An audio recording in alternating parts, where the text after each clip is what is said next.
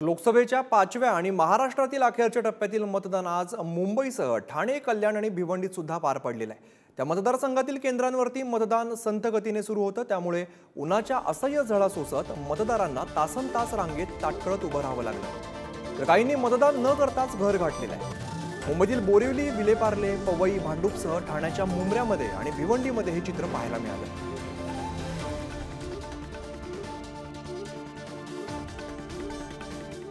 तर इथे विलेपार्लेच्या टिळक शाळेतील मतदान केंद्राबाहेर मोठी गर्दी पाहायला मिळाली। शाळेचं मैदान मतदारांनी भरलेलं दिसत होतं। मतदारांच्या लांबच लांब रांगा यावेळेला पाहायला मिळाल्या। याविषयी सविस्तर जाणून घेऊया आमचे प्रतिनिधी श्रेयस सावंत यांच्याकडून। मतदान हे मोठ्या प्रमाणावर पार पडलं। खरं तर सगळीच लोकांनी मतदान करायला ते उतरले होते। विलेपार्लेमध्ये पण कुठलीच गोष्ट खरं तर वेगळी नव्हती। सकाळी 7ला सुरू झालं मतदान आणि संध्याकाळी 7 पर्यंत संपलं। 6ला दार जरी बंद झाला असला तरी 7 पर्यंत लोक मतदान करत होती, कारण जी 5:30ला आलेली मंडळी होती त्यांना मतदान करण्यासाठी ती संधी होती। एकूण जर पाहिलं गेलं तर सकाळीचे मतदानाचं मोठं प्रमाण पाहायला मिळालं। दुपारपर्यंत मतदानाच्या रांगा ज्या होत्या त्या ओसरल्या होत्या, मात्र संध्याकाळी 4 ते 6च्या मध्ये हे मोठ्या प्रमाणावर मतदान झालं।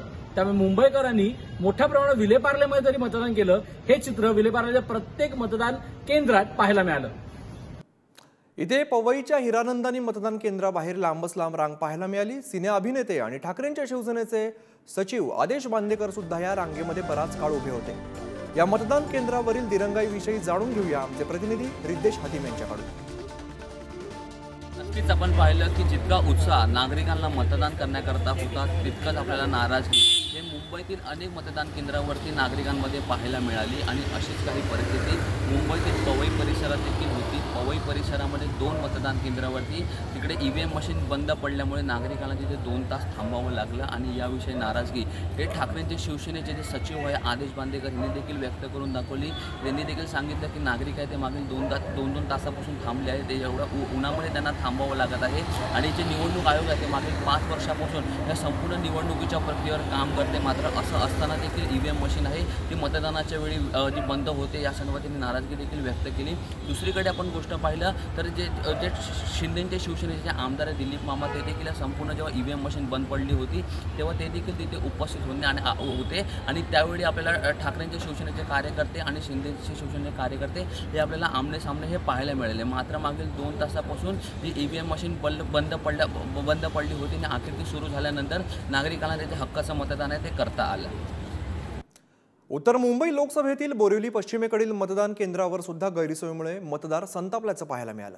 उन्हाच्या झळा सोसत बराच वेळ उभे असलेले मतदार पिण्याच्या पाण्याची सोय नसल्यामुळे त्रस्त झाले होते। तर यादीत नावच नसल्यामुळे काही जणांना मतदानापासून वंचित राहावं लागले। या सर्व परिस्थितीविषयी जाणून घेऊया आमचे प्रतिनिधी विक्रांत शिंदे यांच्याकडून।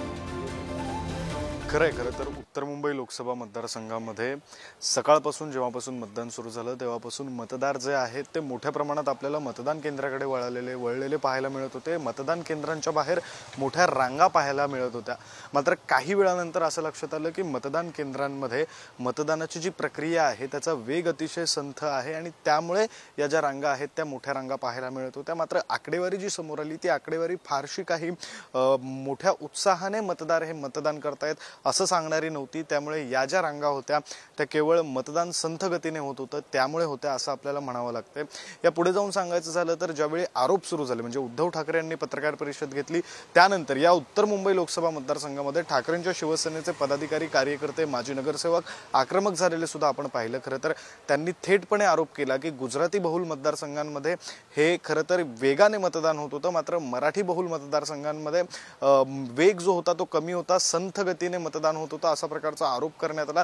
एकंदरीत आजचा दिवस उत्तर मुंबई लोकसभा मतदारसंघामध्ये मतदान झालं, मात्र ते फार काही लोकांनी उत्साहाने केलं असं म्हणता येणार नाही। आणि आरोप प्रत्यारोप या सगळ्यांमधून खरं तर आजचा उत्तर मुंबईतील मतदानाचा हा जो दिवस आहे तो रंगलेला आपण पाहिला।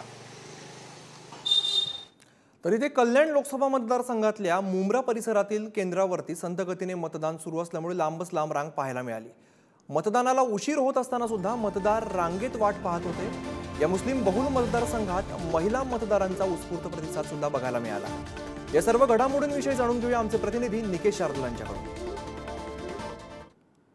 राज्यातल्या 5व्या टप्प्याचं मतदान पार पडलेलं आहे। आज सकाळी 7 वाजता ठाणे शहरामध्ये मतदानाला सुरुवात झाली आणि हेच मतदान संध्याकाळी 7 वाजेपर्यंत सुरू असलेलं पाहायला मिळालं।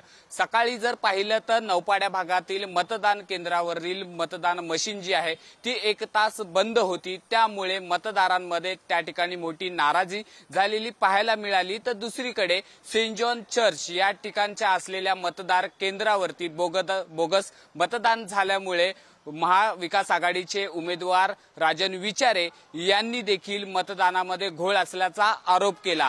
तर दुसरीकडे पाहिलं तर मतदान प्रक्रिया संत गतीने सुरू असल्यामुळे मतदार केंद्रांवरती दिवसभरात मोठमोठ्या रांगा ज्या आहेत त्या पाहायला मिळाल्या। तर काही ठिकाणी मतदान याद्यांमध्ये घोळ देखील झालेला पाहायला मिळाला। तर काही मतदारांची नावं देखील मतदान यादीतून वगळण्यात आल्यामुळे काही मतदारांना आपला मतदानाचा हक्क बजावता आला नाही। त्यामुळे दिवसभरात मतदारांमध्ये निवडणूक आयोगांच्या विरोधात सूर नाराजीचा पाहायला मिळाला।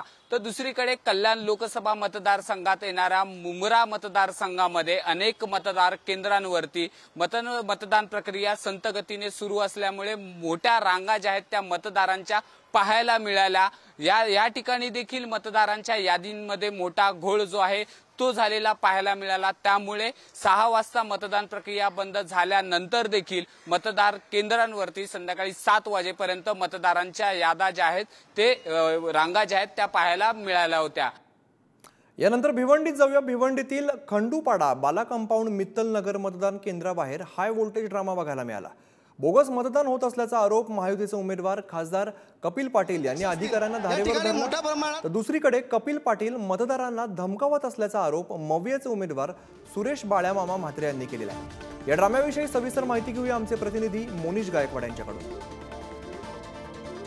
5व्या मतदानाचा टप्पा पार झाला। मतदान केंद्रावर अनेक राडे सुद्धा या ठिकाणी दिसून आले। भिवंडीतील केंद्रीय मंत्री कपिल पाटील यांनी खंडूपाडा या ठिकाणी मतदान केंद्रावर मतदारांव्यतिरिक्त इतर व्यक्ती फिरत असल्याने त्या ठिकाणी अधिकारी व कर्मचारी यांना जाब विचारला व त्याला धारेवर धरलं। तर इतर मतदान केंद्र म्हणजेच ईदगाह या ठिकाणी कपिल पाटील यांनी भेट दिली असता त्या ठिकाणी तेथील नागरिकांनी त्यांना घेराव घातला व त्या ठिकाणाहून त्यांना पोलिसांनी सुरक्षितस्थळी भिवंडीत रवाना केलं।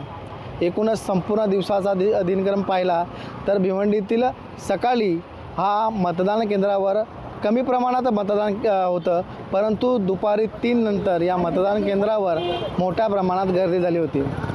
एकूणच संपूर्ण दिवसभराचा विचार केला असता कपिल पाटील व बाळ्यामामा यांच्यामध्ये ही लढाई रंगणार।